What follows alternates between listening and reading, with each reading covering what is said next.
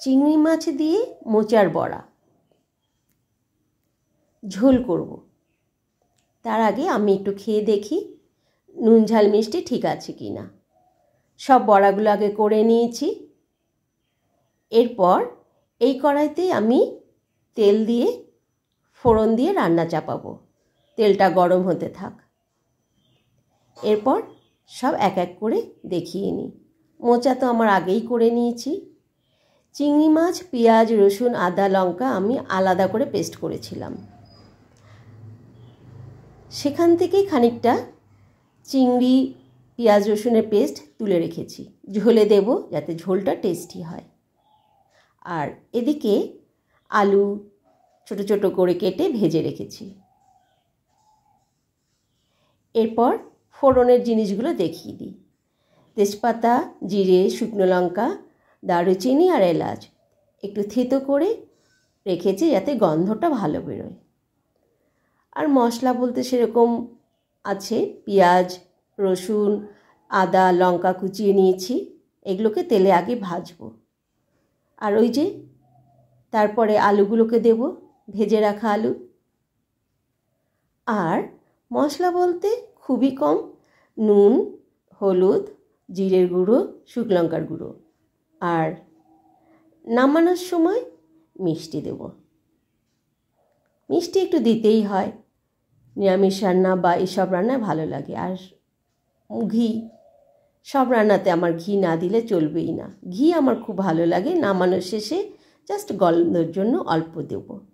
আর শেষে জল তো আছেই। চলুন রান্না করি। তেল গরম হয়ে গেছিল, কথার ফাঁকে ফাঁকে আমি ফোড়ন দিয়ে নিয়েছি। ওটা দেখানোর কিছু নেই। পেঁয়াজ, রসুন, লঙ্কা, আদা ওটাও বসিয়ে দিয়েছি। একটু ভাজা হতে থাক, তারপর একে একে সব দেব। আর সেই সাথে আমি গ্যাসে ছোট্ট হাঁড়িতে করে জল চাপিয়ে দিলাম। ভাত রান্না করতে হবে। পেঁয়াজ, রসুন একটু রং ধরেছে। এইবার আমি মশলাগুলো একটু একটু করে দেব। সব একবারেই দিয়ে দিলাম, লঙ্কার গুঁড়ো, জিরের গুঁড়ো, নুন, হলুদ সব। আর চিনিটা শেষে দেব।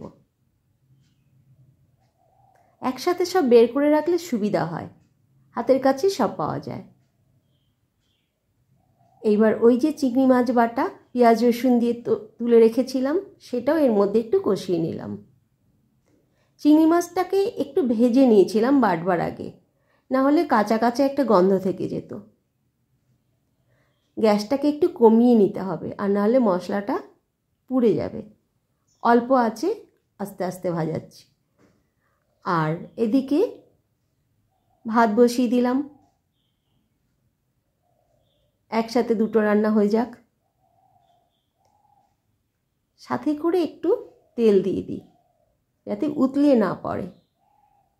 এদিকে মশলাটাও ভালো ভাজা হয়েছে, গন্ধটাও ছেড়েছে খুব সুন্দর। এবার ভাজা আলুগুলো দিয়ে দিলাম। আলু যেহেতু আগের থেকে ভাজা ছিল, তাই রান্না করতে বেশি সময় লাগবে না।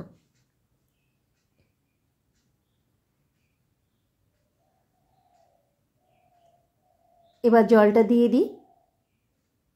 জলটা দিয়ে ফুটে উঠলেই একটু গ্যাসটা কমিয়ে রাখবো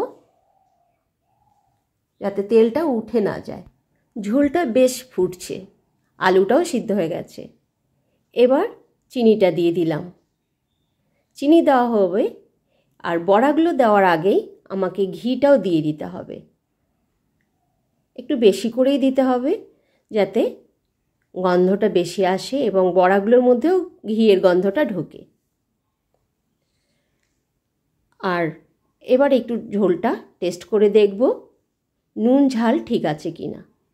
এই বড়ার ঝোলে ঝোলটা একটু বেশি রাখতে হয়, কারণ বড়াতে ঝোল টেনে নেয়।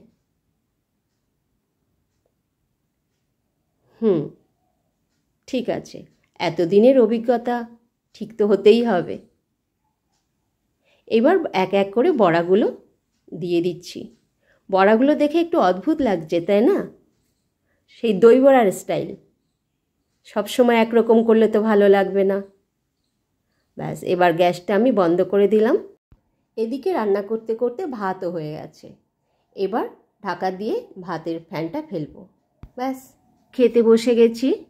বড়া আর ভাত, আজ আর কিচ্ছু নেব না, শুধু এই বড়া আর ভাতই খাবো। তো শুরু করি। গল্প করতে করতেই খাই। শুধু বড়াটাই খাচ্ছি, খুব সুন্দর লাগছে।